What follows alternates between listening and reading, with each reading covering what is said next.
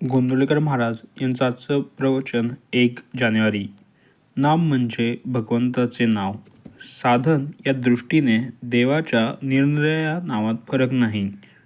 नाम हा जीव आणि शिव यांच्यामधला दुवा आहे. नाम हे साधनही आहे आणि साध्यही आहे. नाम सगुण आहे आणि निर्गुणही आहे. नामाचा आरंभ सगुणात आहे तर शेवट निर्गुणात आहे. आरंभ सगुणात आहे असे म्हणण्याचे कारण हे की भगवंत मुळात जो निर्गुण निराकार आहे तो जेव्हा सगुणात आला तेव्हाच त्याला नामरूप लागले आणि सगुण रूप नाहीसे झाले तरी नाम शिल्लकच राहिले म्हणून ते निर्गुणही आहे. तेव्हा सगुण आणि निर्गुण भक्तीला आधार नामाचाच आहे. नाम हा सत्संगाचा पाया आहे आणि कळसी आहे. नाम म्हणजे आपली वृत्ती आणि भगवंत यांना जोडणारी साखळीच आहे. लग्न झाल्यावर स्त्री जशी नवऱ्याशी एकरूप होऊन जाते त्याप्रमाणे वृत्तीचे नामाशी लग्न होऊन ती नामरूप बनली पाहिजे. नाम हे अत्यंत सूक्ष्म आहे आणि वृत्तीसुद्धा सूक्ष्म आहे. म्हणून नाम घेण्याने वृत्ती सुधारेल. वृत्ती सुधारली की चित्त शांत होईल. चित्त शांत झाले की निष्ठा उत्पन्न होईल. सगळ्याचा भावार्थ एकच आहे.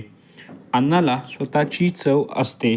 त्यात आपण आपली गोडी आणि आवड घालून नंतर ते खातो. पण नामाला स्वतःची अशी चव नाही. त्यात आपणच आपली गोडी आणि आवड घालून ते घेतले पाहिजे. आपण जितकी जास्त गोडी त्यात घालू तितके ते अधिक गोड वाटेल. पंढरपूरला जायला पुष्कळ रस्ते आहेत, परंतु सर्वांना शेवटी बारीतून जाऊनच दर्शन घ्यावे लागते. त्याप्रमाणे इतर साधने जरी केली तरी नामसाधन केल्यावरच आत्मस्वरूपाची प्राप्ती होते. आपण नाम घ्यावे ते आपणच आपल्या कानांनी ऐकावे आणि ते घेता घेता शेवटी स्वतःला विसरून जावे. हाच नामसाधनेतला आनंदाचा मार्ग आहे. जसे आपले पण आपल्या गावात आहे तसे देवाचे देव पण त्याच्या नामात आहे. आपण आज जे नाम घेतो तेच नाम शेवटपर्यंत कायम राहते. परंतु देहबुद्धी जसजशी कमी होत जाईल तसतसे नाम अधिक अधिक व्यापक आणि अर्भगर्भ बनत जाते. आणि शेवटी नाम हे परमात्मा स्वरूपच आहे असा अनुभव येतो. पाणी हे जसे शरीराचे जीवन आहे तसे नाम हे मनाचे जीवन बनले पाहिजे. नाम इतके खोल गेले पाहिजे की प्राणाबरोबरच ते बाहेर पडावे.